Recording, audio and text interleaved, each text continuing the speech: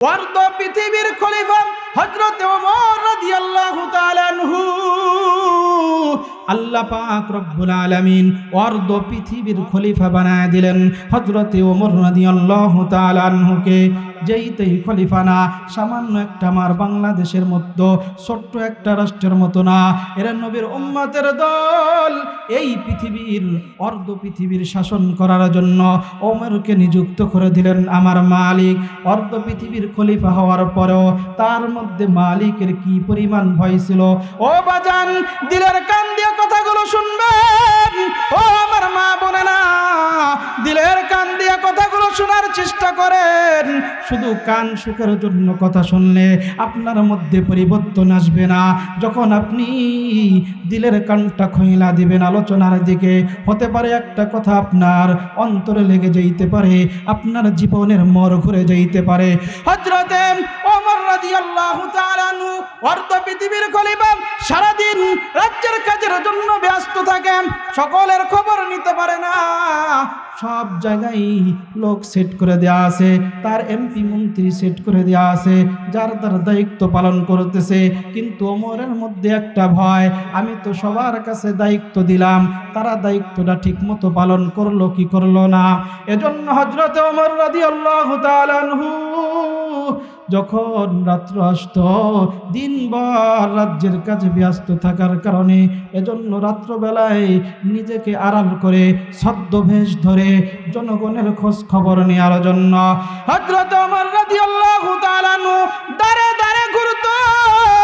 একদিন ঘুরতে ঘুরতে ঘুরতে ঘুরতে তাকায় দেখে একটা পাহাড়ের পাশে টিপ টিপ করে একটা ঘর থেকে আলো আসতেছে, ছোট্ট একটা ঝুপড়ি ঘর। হযরতে ওমর রাদিয়াল্লাহু তাআলা আনহু আস্তে আস্তে করে করে ওই ঘরের কিনারায় গেলেন। যখন ঘরের কিনারায় গেছে, ঘর থেকে কান্নার আওয়াজ, ছোট্ট ছোট্ট শিশুরা কান্না করতেছে আর বলতেছে, মাগো কোন সময় আপনি আমাকে খাবার দিবেন, কোন সময় আপনি আমাকে আমাদেরকে খাবার দিবেন। 2 দিন হয়ে গেল, ও মা আমাদেরকে খাবার দেন না, আমরা ক্ষুধার যন্ত্রণা সহ্য করতে পারতেছি না। হযরতে ওমর রাদিয়াল্লাহু তাআলা আনহু এই বাচ্চাদের কথাগুলো শুনতেছেন। এর নবীর উম্মতের দল, ওমরের চোখ দিয়া অজান্তেই দরদর করে পানি চলে আসলো বাচ্চাদের কান্না দেখে। হযরত ওমর রাদিয়াল্লাহু তাআলা আনহু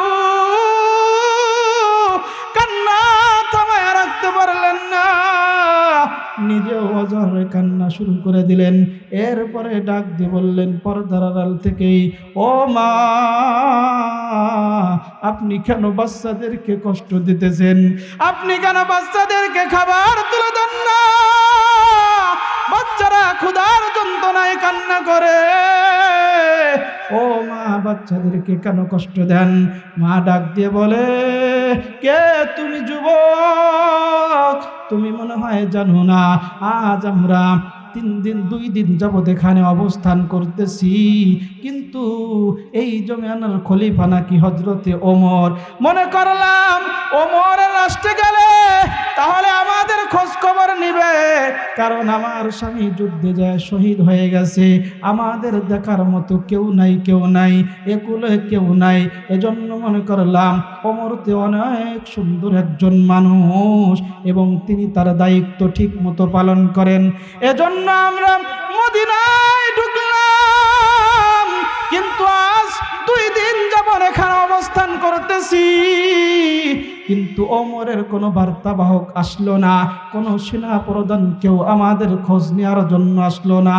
আমি বাচ্চাদেরকে কি করে খাবার দিব?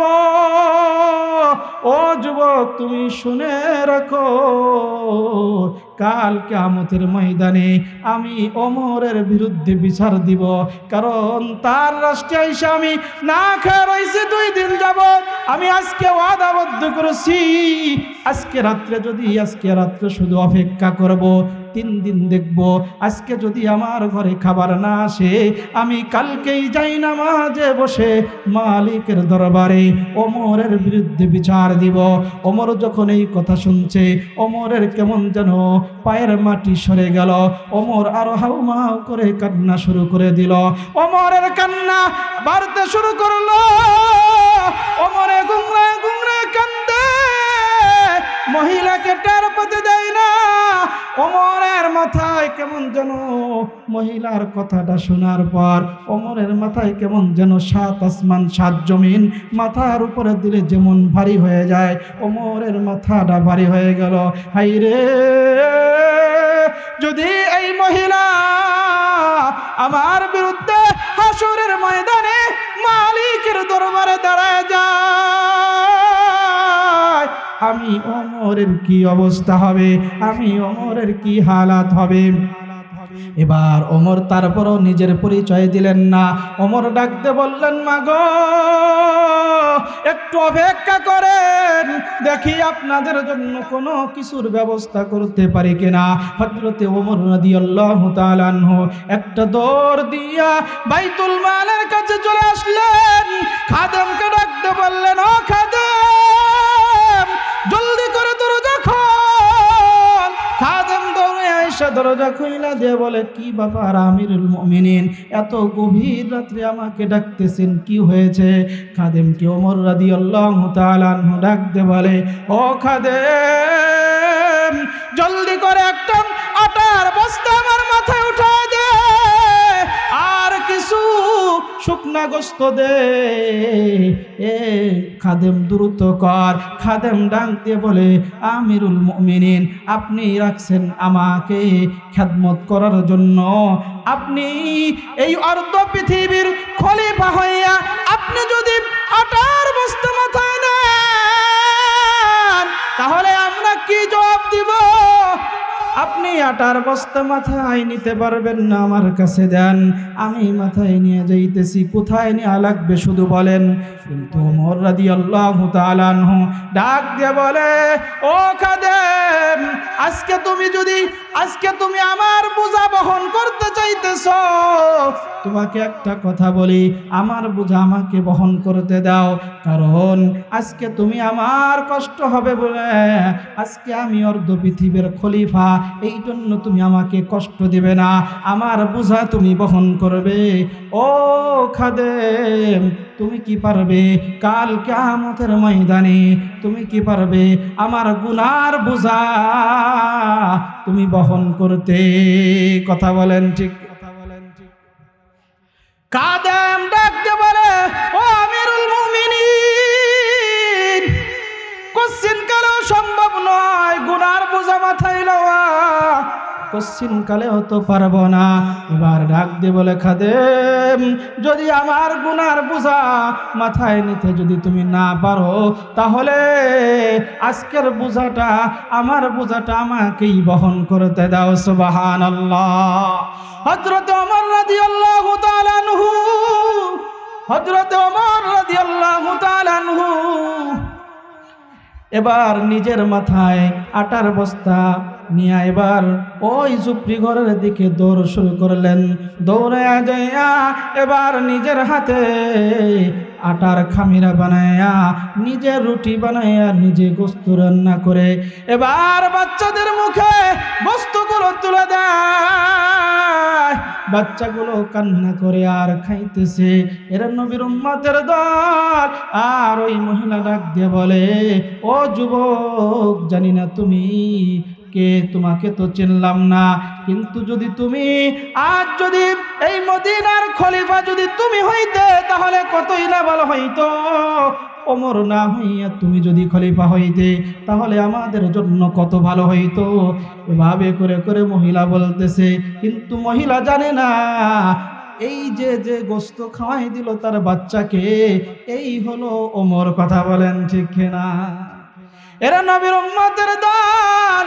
এবার তাদেরকে গোস্ত খাওয়ানোর পর রুটি খাওয়ানোর পর এবার আর ওই মহিলাকে ডাক দিয়ে বললেন, মাগো আবার যদি শেষ হয়ে যায় আবার শেষ হওয়ার আগেই আমি অধম আপনার জন্য খাবার পৌঁছায় দেওয়ার ব্যবস্থা করব।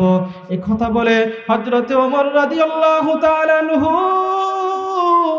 এবার যখন মদিনার দিকে যখন রওনা করেছে, কেমন যেন এক পা সামনে আগায় দুই পা পিছায় যায়। কারণ ওমর চিন্তা করতেছে, মহিলা এটা কি বলল, আমার নামে নাকি আল্লাহর দরবারে বিচার দিবে। এই কথা চিন্তা করে আর ওমরের এক পা সামনের দিকে আগায়, কেমন যেন আর দুই পা পিছনের দিকে পিছিয়ে যায়।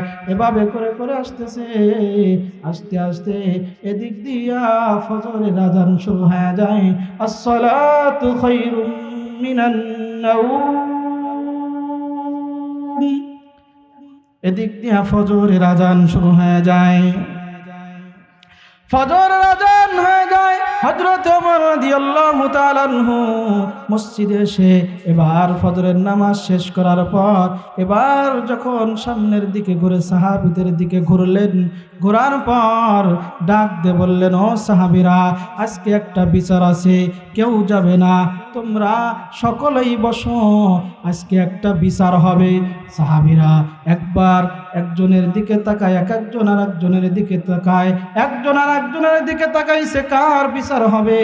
হযরত ওমর রাদিয়াল্লাহু তাআলা আনহু বলে, আজকে অন্য কারো বিচার হবে না, আজকে বিচার হবে আমি ওমরের। সুবহানাল্লাহ।